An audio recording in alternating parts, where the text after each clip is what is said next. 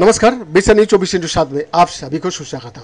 जी हाँ, Justin Trudeau उन्होंने कल यानी बुधवार दोपहर हाउस ऑफ कॉमन्स में फ्रेंच भाषा में कहा, इस चैम्बर में मौजूद सभी लोगों की ओर से मैं शुक्रवार को जो कुछ हुआ उसके लिए ईमानदारी से माफी मांगना चाहता हूँ।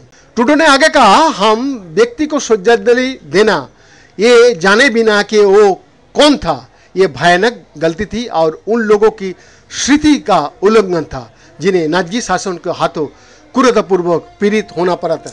हालांकि उन्होंने निजी तौर पर इस आरोप को स्वीकार करने से इनकार कर दिया है। ट्रूडो ने कहा कि स्पीकर ने किसी को आमंत्रित किया है, इसकी जांच करने की लिबरल सरकार की कोई जिम्मेदारी नहीं है। ट्रूडो ने यह भी कहा है कि ओटावा माफी मांगने के लिए राजनयिक चैनलों के माध्यम से पहले ही कीव और जेलेंस्की तक पहुंच चुका है।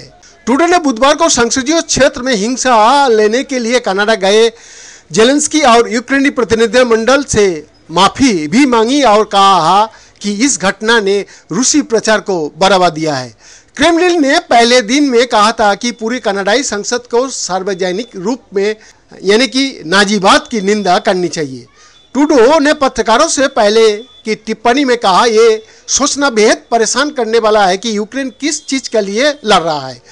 इसके बारे में गलत प्रचार करने के लिए रूस और उसके समर्थकों द्वारा इस गंभीर गलती का राजनीतिकरण किया जा रहा है। आधिकारिक विपक्षी रूढ़िवादियों को कहना है कि जो कुछ हुआ है उसके लिए अर्थात ट्रूडो जिम्मेदार थे, क्योंकि उन्होंने जेलेंस्की को कनाडाई संसद को संबोधित करने के लिए आमंत्रित किया था और उन पर लापरवाही का आरोप लगाया था। दरअसल बीते 22 सितंबर को यूक्रेन के राष्ट्रपति व्लादिमीर जेलेंस्की ने कनाडा की संसद में भाषण दिया था। इसके तुरंत बाद दूसरे विश्व युद्ध में रूस के खिलाफ लड़ने वाले 98 साल के वार्स्लाव हुक्का का सम्मान किया गया। संसद में स्पीकर एंथोनी रोटा ने सार्वजनिक रूप से नाजी यूनिट में काम कर चुके पूर्व सैनिक वार्स्लाव हुक्का को युद्ध का हीरो बताते हुए उसकी तारीफ की और इस घटना के कुछ ही देर बाद हुक्का के बारे में खुलासा हुआ कि वो हिटलर की सेना में थे और नाजिया की तरफ से दूसरे विश्व युद्ध में लड़े थे। इस खुलासे के बाद पूरे दुनिया में ट्रूडो सरकार की आलोचना शुरू होने लगे और एक बार फिर से कनाडा का अंतर्राष्ट्रीय शर्मिंदगी का सामना करना पड़ा। लिहाजा स्पीकर को अपने पद से इस्तीफा देना पड़ा था। बैद्यनाथ का रिपोर्ट, बिरसनी 24/7।